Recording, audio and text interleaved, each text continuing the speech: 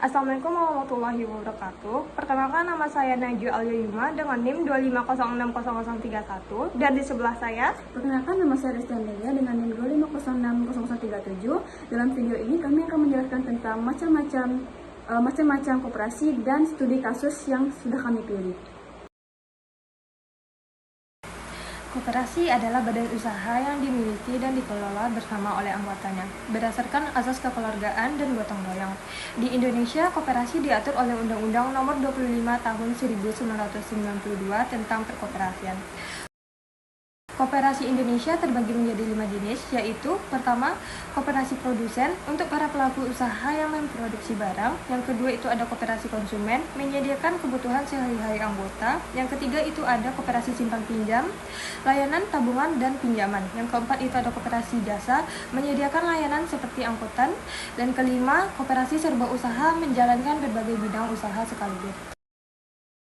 Koperasi Simpan Pinjam atau KSP adalah lembaga keuangan berbasis anggota yang menyediakan layanan menabung dan pinjaman. Bunga pinjamannya relatif rendah, sekitar 1 hingga 2,5% per bulan.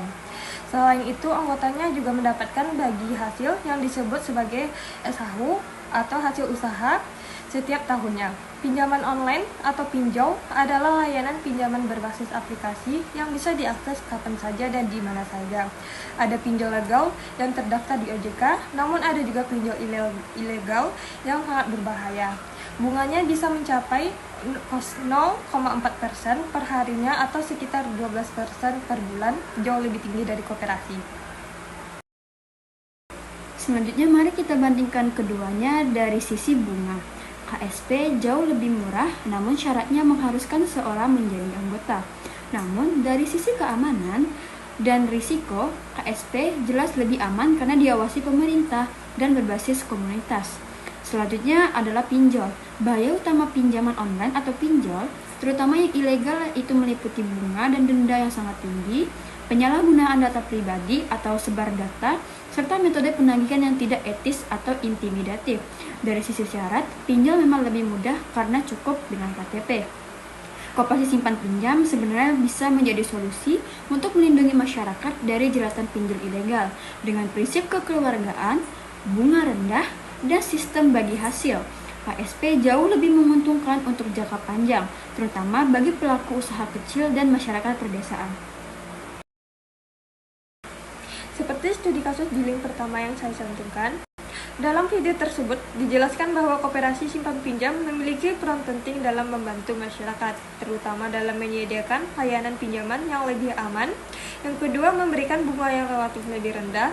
Yang ketiga, mengutamakan asas kekeluargaan dan kepercayaan. Yang keempat, mendukung perkembangan usaha kecil. Sementara itu, pinjaman online atau pinjol dinilai lebih praktis namun memiliki risiko seperti bunga yang lebih tinggi, penyalahgunaan data, tekanan dalam penagihan. Dari studi kasus ini dapat disimpulkan bahwa koperasi simpan pinjam memiliki dampak positif sebagai alternatif lembaga keuangan yang lebih aman dan menyejahterakan anggota dibandingkan dengan pinjol jika dikelola dengan baik. Pada studi kasus di link kedua, video tersebut menjelaskan bahwa pemerintah menemukan sekitar 20 koperasi yang ternyata menjalankan praktik pinjaman online ilegal. Koperasi tersebut digunakan sebagai kedok agar terlihat legal dan lebih dipercaya masyarakat.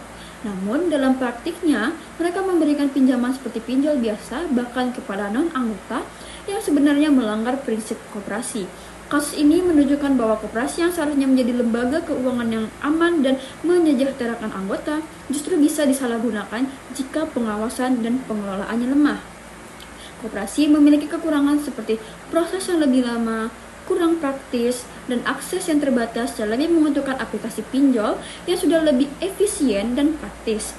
Untuk meminimalisir risiko yang dapat merugikan anggota, koperasi perlu meningkatkan pengawasan, transparansi, serta melakukan digitalisasi agar lebih aman dan tetap relevan di era modern.